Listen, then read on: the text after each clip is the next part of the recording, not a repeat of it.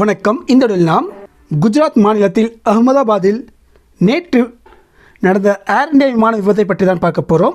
அதாவது உலகத்தின் மிகவும் பாதுகாப்பான விமானம் என்று வர்ணிக்கப்படும் போயிங் 787 ட்ரீம்லைனர் விமானம் எப்படி விபத்துக்குள்ளாகிறது என்பதை தான் பார்க்க போகிறோம்.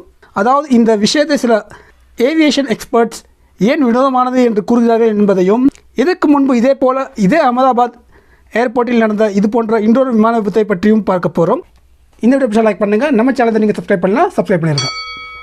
போயிங் 787 ட்ரீம்லைனர் இந்த விமானமானது உலகத்திலே மிகவும் பாதுகாப்பான விமானம், மோஸ்ட் சேஃபஸ்ட் பிளேன் என்று வர்ணிக்கப்படுகிறது. இன்றைய தேதியில் உலகில் கிட்டத்தட்ட 1100 போயிங் 787 விமானங்கள் பறந்து கொண்டிருக்கின்றனர் என்பது இங்கு குறிப்பிடத்தக்கது. நேற்று விபத்துக்குள்ளான விமானத்தில் மொத்தம் 230 பயணிகள் பயணம் செய்தனர். அவர்களோடு சேர்த்து 10 க்ரூ மெம்பர்ஸ், அதாவது ஏர் ஹோஸ்டர்ஸ் அந்த மாதிரி இருக்கக்கூடிய விமான பணியாளர்கள், மேலும் 2 பைலட்டுகள் என மொத்தமாக 242 பேர் பயணம் செய்தனர். அதில் ஒரே ஒருவர் மட்டும்தான் ரமேஷ் என்பவர் எப்படி தப்பி உயிர் பிழைத்துக் கொள்கிறார். மற்ற 241 பேர் இதில் கொல்லப்பட்டனர். இந்த 241 பேரில் குஜராத் மாநிலத்தின் முன்னாள் முதல்வர் விஜய் ரூபானி அவர்களும் கொல்லப்பட்டார் என்பது இங்கு குறிப்பிடத்தக்கது. அதாவது அகமதாபாத் ஏர்போர்ட்டிலிருந்து லண்டன் செல்ல டேக் ஆஃப் ஆன சில நிமிடங்களிலே விமானம் வெறும் 625 அடி உயரத்தில் பறந்து கொண்டிருக்கும் போது பைலட் ஏர் டிராஃபிக் கண்ட்ரோலை கான்டாக்ட் செய்து மேடே மேடே என்று கூறுகிறார். இது ஒரு எமர்ஜென்சி கோட்வேர்ட். ஒரு பைலட் மேடே என்று கூறுவதன் அர்த்தம் உயிர் இழப்புகள் ஏற்படும் அபாயம் உருவாகியுள்ளது என்று அர்த்தம். பைலட் அப்படி கூறிய பின் அவரது தொடர்பு துண்டிக்கப்படுகிறது. அதாவது அந்த விமானம் அகமதாபாத் ஏர்போர்ட்டுக்கு அருகில் இருக்கும் ஒரு சிவில் ஹாஸ்பிட்டல் கட்டிடத்தின் மேலே மோதி வெடிக்கிறது. இந்த விபத்தில் அந்த நேரத்தில் அந்த மருத்துவக் கல்லூரியில் உணவு அருந்தி கொண்டிருந்த மாணவர்களும் பல பேர் கொல்லப்பட்டதாக கூறப்படுகிறது. அதை பற்றி இன்னும் தெளிவான எண்ணிக்கை வெளியில் வரவில்லை.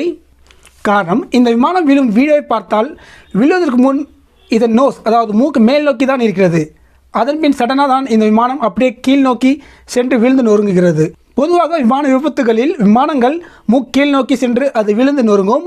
ஆனால் இங்கு விமானத்தின் மூக்கு மேல் நோக்கி இருக்கும்போது அது கீழே சென்று மோதி வெடிக்கிறது.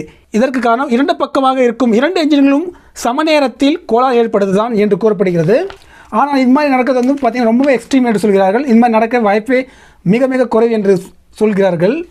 அதாவது ஒரே நேரத்தில் 2 என்ஜின்களும் செயலிழந்து போகிறது. இப்படி 2 என்ஜின்களும் சம நேரத்தில் கோளாறு ஏற்பட ஒரே ஒரு காரணம் இருக்க வாய்ப்பு இருக்குது என்று கூறுகிறார்கள். அதாவது ஒரே நேரத்தில் பறவைகள் 2 என்ஜின்களின் மீதும் மோதுவது இதுவும் ரொம்ப ரேர் என்று சொல்கிறார்கள். ஏனெனில் பறவைகளும் ஒரே நேரத்தில் சென்று மோதாது. அதே போல் வானிலை அறிக்கையும் அந்த நேரத்தில் நல்லா தான் இருக்கிறது. எனவே இந்த விமான விபத்திற்கான சரியான காரணம் என்பது பிளாக் பாக்ஸை ஆய்வு செய்த பின் தான் வெளிவரும் என்று கூறப்படுகிறது.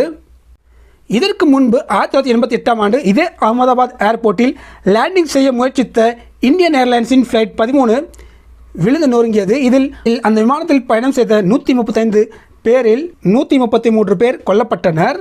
இந்த விபத்திற்கான காரணம் அப்போது பைலட் செய்த தவறு என்று கூறப்பட்டது. அதே போல் லோ விசிபிலிட்டி என்றும் கூறப்படுகிறது.